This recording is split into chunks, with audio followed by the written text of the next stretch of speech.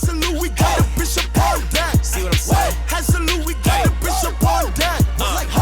Salute, we got the bishop on deck.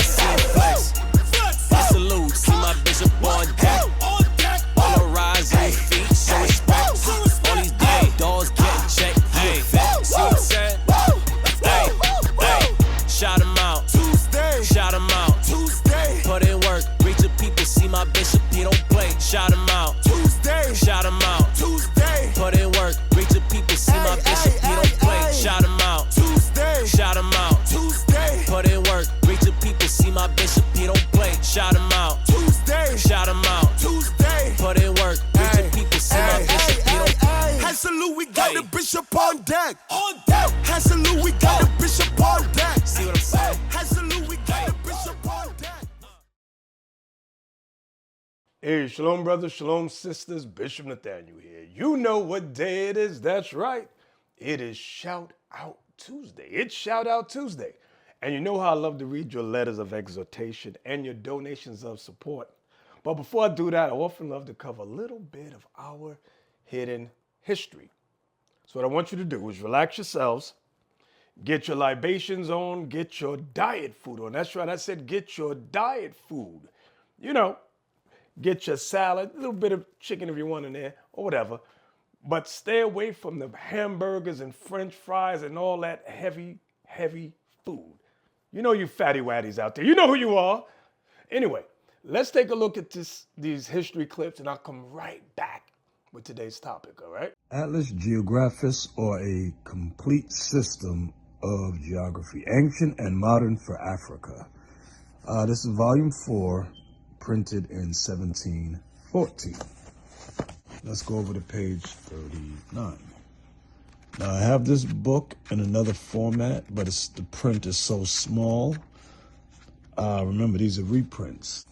Leo says there are other kingdoms on the southern frontier of this country, talking about Africa, which are inhabited by a rich, industrious, and just sort of people. Judaism was the religion of the ancient Africans for a long time and succeeded by Christianity. But Mohammedanism, Islam, prevailed in the 208th year of the Hijra, when all the Jews, Christians, and professors of the African religion that could be found were put to death. Yet in process of time, their intestine quarrels made them neglect Muhammad's law and revolt from the Caliph of Baghdad, for which they were severely punished by the Mohammedan caliphs, who caused all their books to be burnt on suspicion that the knowledge of the arts and sciences prompted them to contemn Muhammad's law. Y'all see that? Let's go down to the next highlighted section. Those of Upper Ethiopia worshipped the Lord of Heaven before the Queen of Sheba went to Solomon to be instructed in the law of Moses and the prophets, when they embraced Judaism, as did also some of the inhabitants of Lower Ethiopia, who continued in it till they were taught Christianity by the Queen of Candace's eunuch, who was baptized by Philip. Okay, let's go over to the side. Some of the Jews who inhabit both sides of the Niger derived themselves from Abraham. Others fled hither from Asia when Vespasian destroyed Jerusalem, or from Judea when it was wasted by the Romans, Persians, Saracens, and Christians. Some were banished from Italy in 1342, from Spain in 1462, from the Low Countries, that's the Netherlands, in 1350, from France in 1403, and from England in 1422. These all differ, inhabit, and are divided into several wealthy and numerous tribes, but have no dominion, are despised of all nations, and so abominated by the Turks that they are not permitted to be Mohammedans unless first baptized, and then made use of only to receive their customs and gather in their taxes. Wow.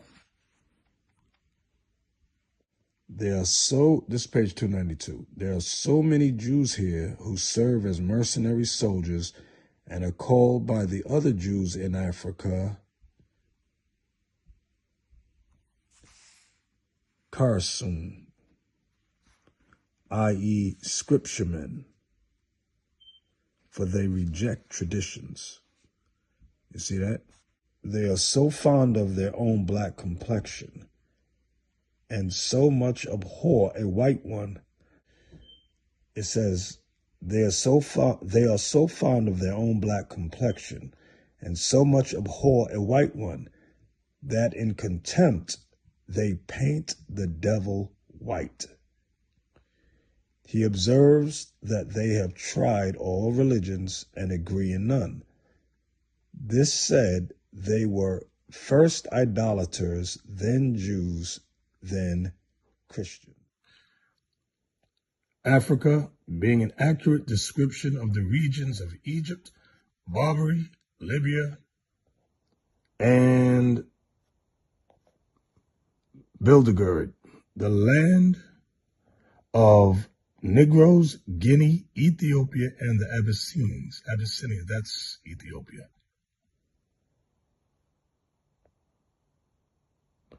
All right. This was published in 1670. Africa being an accurate description of the regions of Egypt, Barbary, Libya, and Bildergerd, the land of Negroes, Guinea, Ethiopia, and the Abyssinians. That's Ethiopia. Published in 1670.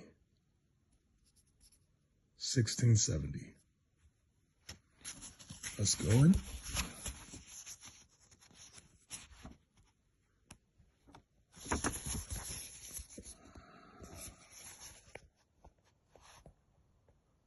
All right.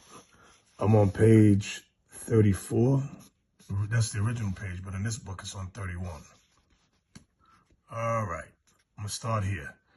Many Jews also are scattered over this region, some natives boasting themselves of Abraham's seed. It's talking about Africa. See the title, Africa. Many Jews also are scattered over this region. What region? Africa. Some natives boasting themselves of Abraham's seed, inhabiting both sides the river Niger, or Niger. Others are Asian strangers who fled thither either from the desolation of Jerusalem by Vespasian at 70 AD, or from Judea, wasted and depopulated by the Romans, Persians, Saracens, that's Muslims, and Christians, or else such as came out of Europe, whence they were banished. So it's referring to those Jews, those black Jews that were banished, those Jews that were keeping the commandments that were banished. Not all the blacks, but the ones keeping the commandments. They were banished from where? Out of some parts of Italy in the year 1342, out of Spain in the year 1462, out of the Low Countries, that's the Netherlands, in 1350, out of France in 1403, out of England in 1422.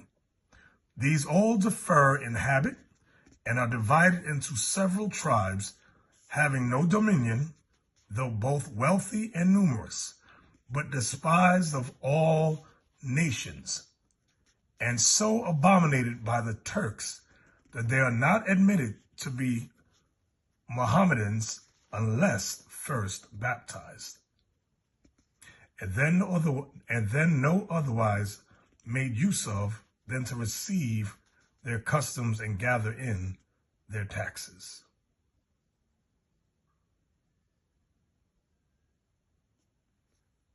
All right, now that was some good stuff, if I do say so myself, and I do. It was some good stuff. Now today, we're going to show you some clips regarding, one of your favorite gospel singers called Kirk Franklin. And we're going to take a look at Jamal Bryant. We're going to take a look at him in this clip. And once we take a look at it, I'll be right back with my biblical commentary, all right? If you ever try to do some twerk with me, I will slap you in your face.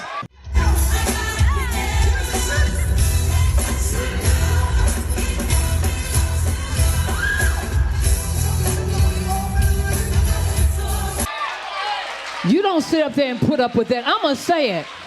You respect me if you don't respect yourself. Your wife should have told you off when you got home. You women supposed to be saved women. You ain't helping these men. You should have told him off when he got home. You don't put up with that mess. Come on, that's the problem without you people. The saints that got so intertwined with the world, to the world don't even respect you anymore. You got people on the internet not saved telling the church how you need to start living right. This is ridiculous. This is ridiculous. The risk of being heretical tonight. Might I suggest to you that 85% of Jesus' life, he was out of order. 85% of his life, he was doing what he was not called to do. God, y'all done got quiet. For 85% of his life, he was not flowing in his God-given function. 85% of his life, he is doing what his natural father wanted, but it did not line up with his divine DNA. For 85% of his life, and he's anointed, he's called, he's chosen, and he's wrong. At the risk of I came tonight really ministered with Minister Farrakhan. I've gone to India, met with Buddhists. I have sat in council with Jewish leaders, and never have I had the backlash of accepting a conversation with you. Because so much of the black church is homo-spiritual. Wow. They only love what's like them. Oh, come on in here. It is not that they can exercise that level of compassion. Two of my spiritual sons are sitting in this conference. I raised in Baltimore, and 3 services at our church in Baltimore on Sunday. I go to the back door of the service and shake hands as my members are leaving out. And while they were leaving out, a young man, I hugged and embraced him, and as I said to all of my members on their way out, love you, see you next week. And the young man stopped and said, you don't love me. I'm gay. And it convicted me in that moment that I have done more harm, that he felt unloved by somebody who should have been promoting the love of Christ. And the belligerent, flagrant homophobia that the black church exercises really is not palatable for where we are in the 21st century. I sat and watched your choir come up and realized I've not been in a church. I preach in 3 different churches a week. I'm in 3 different cities a week. And I've not been in a church this year with this many tenors.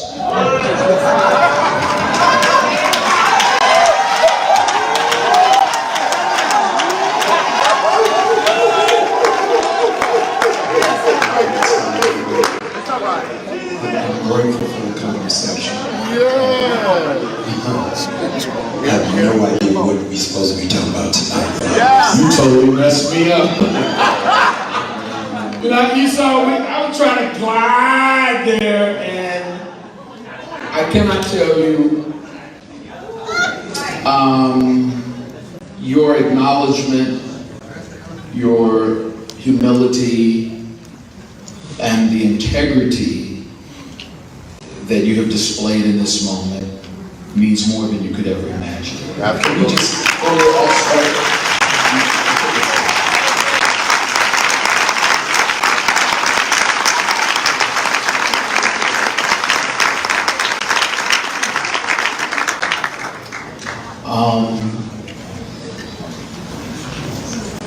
Many of us have needed that, and not just those of us who are in the LGBTQ community,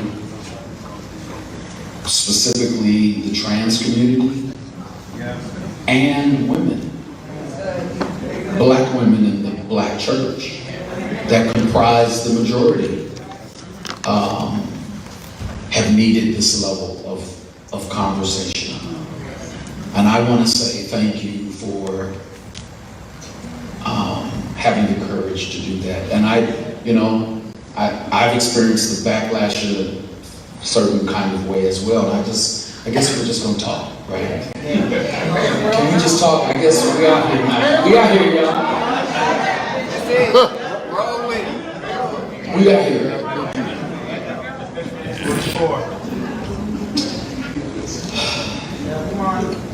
Because there are people within our community that struggle with the fact that we wanted a mainstream leader in the space, right? And because so many of us have been hurt, abused, and brutalized, people have questioned my intent, right? But as I said to you, somebody has to be the bridge. And as you have articulated, somebody has to be the bridge. And so we're seeking to be a bridge. So what does that mean? As we move forward in this, I was going to say at the end, I was going to ask you, are you open to having even more dialogue with us and with people in our community? But what I want to know is, what is your vision for the bridge? What does it mean for you? I think that the gospel in and unto itself is controversial. And the Americanized gospel has put us in a place where we want to be liked. Yeah, talk. But nothing in Christendom comes with affirmation. But we want to be coddled to know that it is okay. Faith is synonymous with risk. And most people are not prepared to take a risk, and yet they claim to be Christian. So there's only one that got out of the boat. Yeah. Come on now. And I want to thank you for going where, quite frankly, I shouldn't be in this seat, Bishop, because I am not one of the spiritual fathers. I'm your brother. So the fathers of mainline denominations need to have this conversation. How much is missing from Kojic because of this? How much is missing from PAW because of this? How many is missing from Bible Way because of this? How many is missing from Baptists because of this? And so I am prepared to go to a place where I want us to have this conversation, Bishop, but I want it to be broadcast on the Word Network. Yeah. Because I want the body of Christ to will see this conversation. And I want to invite you. I think it's out of order for the children of the mother church to wait for the mother to be a mother. I think that the church has to open up its arms to have this conversation, to have this dialogue. And so you have done your work. Let me do the rest. All right, now you saw the clip. I ain't make nothing up. I didn't add nothing. You saw Kirk Franklin twerking on a woman. Daggering. I think in Jamaica they call that thing daggering. You push your butt up inside somebody's crotch. The hell is going on here? What kind of homo transgender erotica is going on there with him? Then you had Jamal Bryant. Now what I want all y'all to pay very close attention to, there's a new thing in the earth where Christians are denying Christ. And when I say denying, I mean saying things like he's not divine, he sinned, he wasn't perfect, 85% of his life was not fulfilled, he didn't reach his full potential, he broke the Sabbath, stuff like that.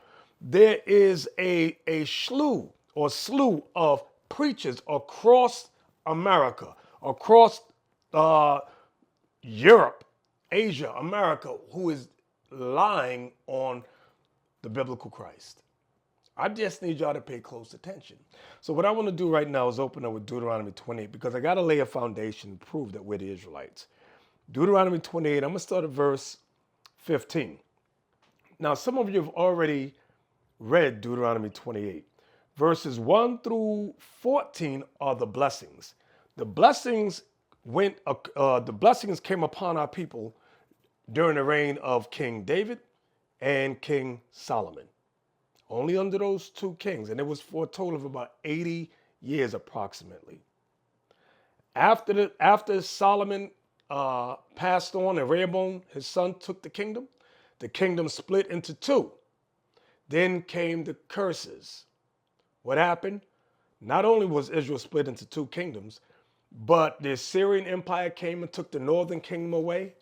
Then came Babylon. Then came Persia, Media. Then came Greece. Then came Rome. And then from there, we were scattered everywhere, worldwide. Okay, then came what?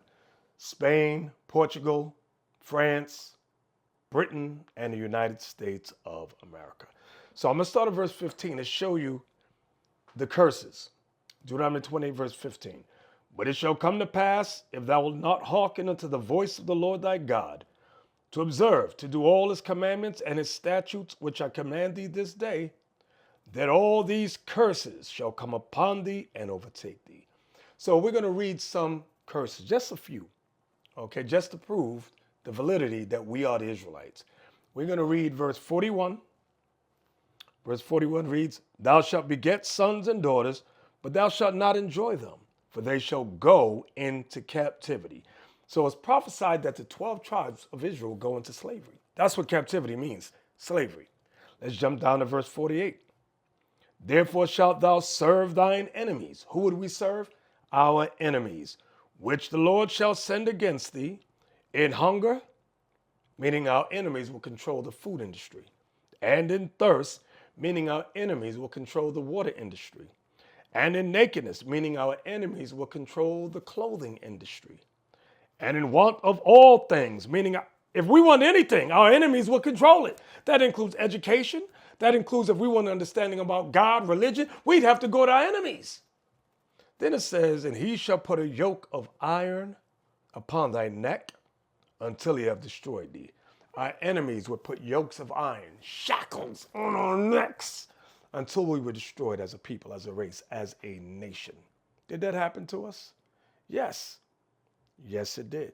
See, reading this is proof personified that we're the Israelites. We know this happened to our people. Okay? It happened, yes, during the time of Spain, Portugal, It happened during the time of France, Britain, and the United States of America, and throughout the Caribbean islands. Oh, yes, it did. Okay. Now, white folks out there, Caucasian, like, so no, they're the Jews. Well, when did any of these things happen to you? I want proof. When did these things happen to Caucasians? Because it sure as hell ain't going on to you now. Okay. Oh, I forgot this. Wait a minute. Let me find it. Bear with me. Verse 33. The fruit of thy land and all thy labors, meaning your cocoa, your apples, oranges, tea leaves, coffee beans, gold, diamonds, bauxite, uranium, the fruit of thy land and all thy labors shall a nation which thou knowest not eat up, and thou shalt be only oppressed and crushed always. That's happening to our people, happening to this day to our people. Where is this happening to Caucasians? You bunch of liars, you. And you black Christians that twist your black ashy lips to say that white folks are the Caucasians, shame on you. Shame on every last one of you, because you can't prove that they're the Jews according to the Holy Bible. You can't prove it. You bunch of liars. So when you want to debate us, debate's on you. Show us some videos where you prove those Caucasians are the people of the book. We want not only that they fit what we just reading in Deuteronomy 28, we want their complexion, their pink-red complexion. We want that thin, straight, yellow hair that a lot of them got, and the blue eyes and green eyes. Where is that in the biblical text? Book, chapter, and verse, please, that they're the people of the book. You can't do it. So we ain't debating you unless you can prove them things I just said. Let's jump on down to verse 68. And the Lord shall bring thee into Egypt again. Now this word Egypt. Now we have a copy from one of the old dictionaries that our elders had. Okay, the elders had an old dictionary and we made a copy. Bishop Asaph actually made the copy. And I got a copy of that copy. Let's take a look at it on the screen. Let's look at what the meaning of Egypt is. It says Egypt, Coptic land, from the Hebrew name Mizraim, which means shut in, restraint, misery, tribulation, distress. Y'all see that? What I want y'all to see is that it means shut in, restraint, misery, tribulation, and distress. So now let's read it again. Deuteronomy 28:16. And the Lord shall bring thee into Egypt, meaning distress, tribulation, captivity, actually, again with ships. So the Israelites would go into bondage, would go into tribulation with slave ships. By the way whereof I spake unto thee, thou shalt see it no more again. And there, once we got off those slave ships, you shall be sold unto your enemies. Sold to who? Your enemies. For bondmen and bondwomen, meaning slave men and slave women. And no man shall buy you. No man shall redeem you from those curses. There were many great black leaders that tried to redeem us. You had Kwame Nkrumah of Ghana. You had Patrice Lumumba of the Congo. You have Thomas Sankara of Burkina Faso. You have Martin Luther King Jr., Malcolm X, Marcus Garvey, Medgar Evans. You even had Harriet Tubman and Sojourner Truth. But nobody could save us from the curses God put on us. Because only God can lift these curses from us. We must return to the book, brothers and sisters. Attention Israel. Shout Out Tuesday will no longer be hosted on YouTube. For all future viewing, go over to and subscribe to IUIC TV. And remember, stay in the spirit. Shalom, Most High in Christ bless.